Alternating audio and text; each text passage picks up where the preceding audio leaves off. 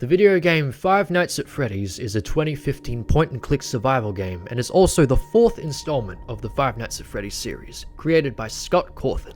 At the time of its release, it was labeled as the final chapter of the Five Nights at Freddy's series, but that would later come to be untrue, as several more games sharing the same name were released after this title.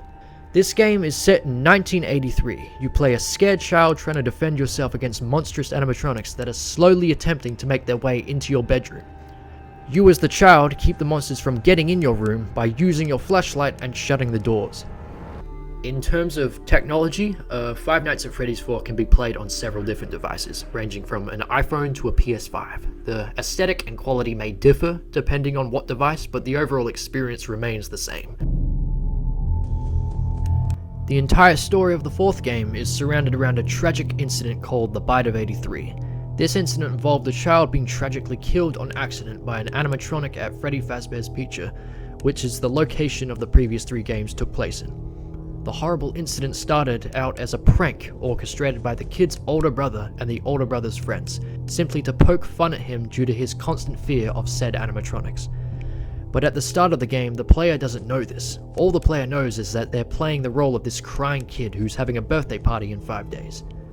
As you progress through the game, you slowly uncover the story behind everything. By completing a night, the game rewards you with a piece of the story, which is in the form of an 8-bit old Nintendo-style minigame.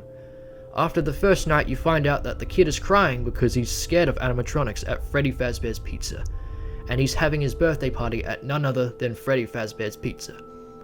Once you've completed the final night, you finally witness the tragic event and are struck with the realization that all this time fighting off these monsters, surviving until 6 AM, has been nothing short of a night terror, a nightmare in a dying child's head.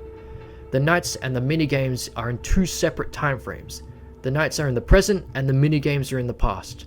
All this time you thought the story was developing in one straight line, but it wasn't. These minigames, those small chunks of storytelling, were just the kid reminiscing the past events that led up to this tragic incident. The game developer even hides evidence of this to the player during the nighttime. For example, occasionally when the player turns around, you can catch a glimpse of a medical IV stand next to the bed, hinting towards the fact that the child is in the hospital due to the incident. The pacing of this game is very good at keeping the player interested. You start off not knowing anything, and throughout the game you must keep playing if you wish to know the ending. And the conclusion to the story is so shocking but so rewarding, it leaves the player lost for words. The basic rules of the game is to keep the monsters from getting into the room. To do so, you need to constantly check each door and check behind you. You need to keep doing this until the time in the top right corner reaches 6 AM. If it reaches 6 AM, you win. If by any chance you don't check any of the doors, or don't get rid of any of the small critters that keep lunging onto your bed, or even flash your light when you hear breathing at the door, you die.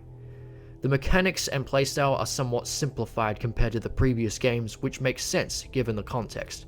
You're not a security guard doing the night shift, you're just a kid in your room with nothing but a flashlight and a stuffed bear to keep you company, which only makes the overall experience for the player so much more terrifying. You don't have cameras to know where the monsters are 24/7, you don't have a mask to hide behind, and you don't even have a button to lure the monsters away. All that you can do to defend yourself against these hellish nightmares is to listen, shut the door, and shine your light. I believe these mechanics do a very good job at fitting the tone and assisting the aesthetic of the game, and overall makes the experience so much more nerve-wracking. Here we have the primary game loop in the form of a flowchart. Here's the starting position. You have 3 choices.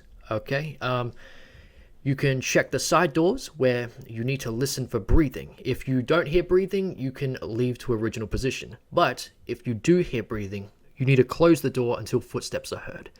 Footsteps is an audio cue that the monster has gone, and you can then flash your flashlight and then leave to original position.